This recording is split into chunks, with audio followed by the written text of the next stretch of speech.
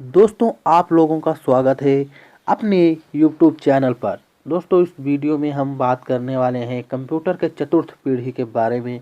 इससे पहले वाले वीडियो में हम कंप्यूटर के तृतीय और द्वितीय तथा प्रथम पीढ़ी के कंप्यूटरों के बारे में बता चुके हैं, क्योंकि हम अपने इस चैनल पर कंप्यूटर से संबंधित जानकारी आप लोगों के लिए लाते हैं। यदि कोई भी कंप्यूटर से संबंधित जानकारी चाहते हो तो इसके लिए हमारे वीडियो में कमेंट करना, हम आप लोगों के लिए उससे संबंधित जानकारी लाएंगे।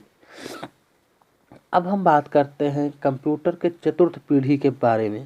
दोस्तों तो सन 1971 से और 1985 के बीच के कंप्यूटरों में आईसी चिप के स्थान पर वीएलएसआई यानी कि very large scale integrated chip का प्रयोग किया गया, जिसे माइक्रो प्रोसेसर भी हम कहते हैं।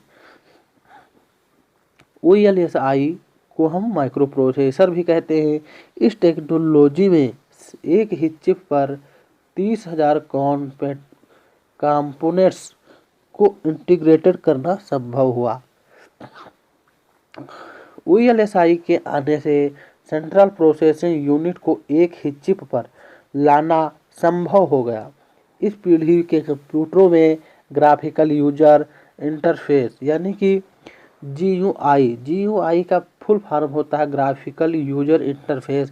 दोस्तों आप लोग यह पॉइंट नोट करना, क्योंकि यह पॉइंट ट्रिपल सी और अन्य एग्जाम में बहुत ही पूछा जाता है कि जीयूआई का फुल फॉर्म क्या होता है। तो जीयूआई का फुल फॉर्म होता है graphical user interface. Graphical user interface पर आधारित ऑपरेटिंग सिस्टम का प्रयोग किया गया, अर्थात यह अंकगणितीय और लॉजिकल कार्यों के लिए बहुत ही आसान थे। माइक्रो प्रोसेसर के आने से कंप्यूटरों को माइक्रो कंप्यूटर का रूप मिल गया। एमआईटीएस द्वारा बनाया गया पहला माइक्रो कंप्यूटर अल्टेयर 800 था। इन कंप्यूटरों को समझना बहुत ही आसान हो गया, इसीलिए इन कंप्यूटरों को यूजर फ्रेंडली कंप्यूटर कहा गया।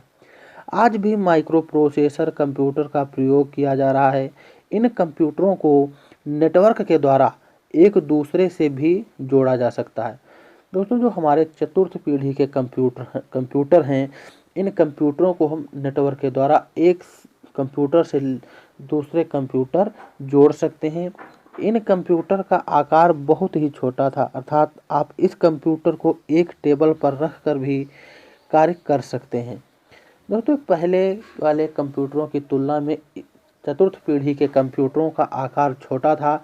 आप इन कंप्यूटरों को बहुत ही आसानी से मेज पर रख कर कार्य कर सकते हैं, इसीलिए यह कंप्यूटर पर्सनल कंप्यूटर के नाम से भी जाना जाता है। दोस्तों आप लोग यह पॉइंट नोट कर लीजिएगा कि चतुर्थ पीढ़ी के कंप्यूटर को किस कंप्यूटर के नाम से जाना जाता है। दोस्तों तो चतुर्थ पीढ़ी के कंप्यूटर को पर्सनल कंप्यूटर के नाम से जानते हैं।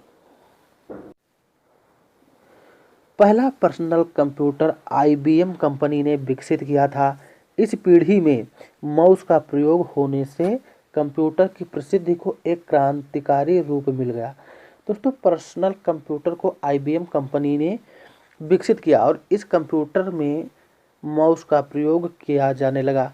जब इस कंप्यूटर में माउस का प्रयोग किया जाने लगा तो कंप्यूटर के क्षेत्र में एक क्रांतिकारी रूप आ गया। आपको बता दें कि चतुर्थ पीढ़ी में प्रोग्राम लिखने के लिए उच्च स्तरीय भाषा का प्रयोग किया गया, जैसे कि सी प्लस, जावा, विजुअल बेसिक आदि भाषाओं का प्रयोग चतुर्थ पीढ़ी के कंप्यूटरों में कोई भी प्रोग्राम लिखने के लिए किया जाता था। अब बात करते हैं हम चतुर्थ पीढ़ी के कंप्यूटर के गुण के बारे में। तो चतुर्थ पीढ़ी के कंप्यूटर में वीएलएसआई चिप का प्रयोग किया गया, जिससे कंप्यूटर का आकार बहुत ही छोटा हो गया। चतुर्थ पीढ़ी के कंप्यूटर में डाटा को सुरक्षित रखने के लिए मैग्नेटिक कोर के स्थान पर सेमीकंडक्टर मेमोरी का प्रयोग होने लगा। दोस्तों आप लोग यह पॉइंट नोट कीजिएगा कि सेमीकंडक्टर मेमोरी का प्रयोग कौन सी पीढ़ी में किया गया।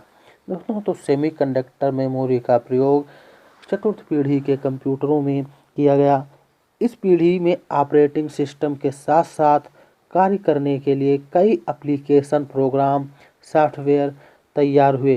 दोस्तों चतुर्थ पीढ़ी में ऑपरेटिंग सिस्टम का प्रयोग तो किया गया, लेकिन इसके साथ कार्य करने के लिए बहुत से एप्लीकेशन प्रोग्राम सॉफ्टवेयर तैयार किए गए, जैसे वर्ड प्रोसेसिंग, स्प्रेडशीट, डाटाबेस आदि में कार्य करना बहुत ही आसान हो गया। चतुर्थ पीढ़ी के कंप्यूटर की कीमत कम होने के कारण अधिक उपयोग होने लगा।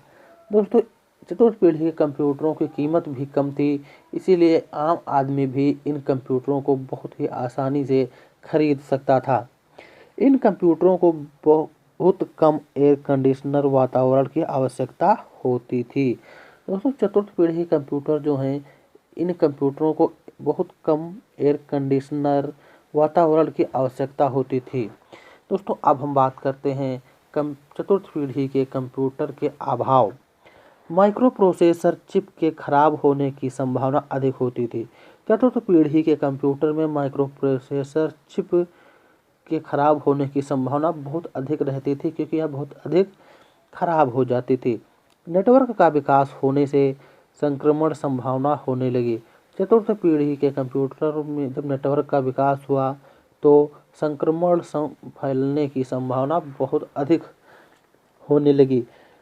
इंटरनेट की आवश्यकता भी बढ़ गई। दोस्तों जब चतुर्थ पीढ़ी के कंप्यूटर की का क्षेत्र आया तो इसमें इंटरनेट की आवश्यकता अधिक पड़ गई, क्योंकि इंटरनेट बहुत ही अधिक यूज किया जाता था। मल्टीमीडिया जैसे काम होने से अधिक मेमोरी की आवश्यकता होती थी।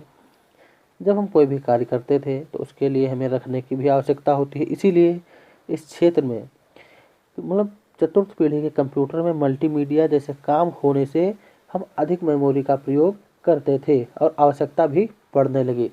दोस्तों ये हमारा था चतुर्थ पीढ़ी के कंप्यूटर कि इसमें किसका प्रयोग किया गया। अब हम अगले वीडियो में लेकर आएंगे कंप्यूटर की पाँचवीं पीढ़ी। कंप्यूटर की पाँचवीं पीढ़ी बहुत ही महत्वपूर्ण है, इसीलिए आप लोग हमारे चैनल को सब्सक्राइब करिए और ये कंप्यूटर से संबंधित कोई भी जानकारी चाहते हैं तो उसके लिए आप लोग कमेंट कीजिएगा। हम आप लोगों के लिए कंप्यूटर से संबंधित हर जानकारी लाएंगे।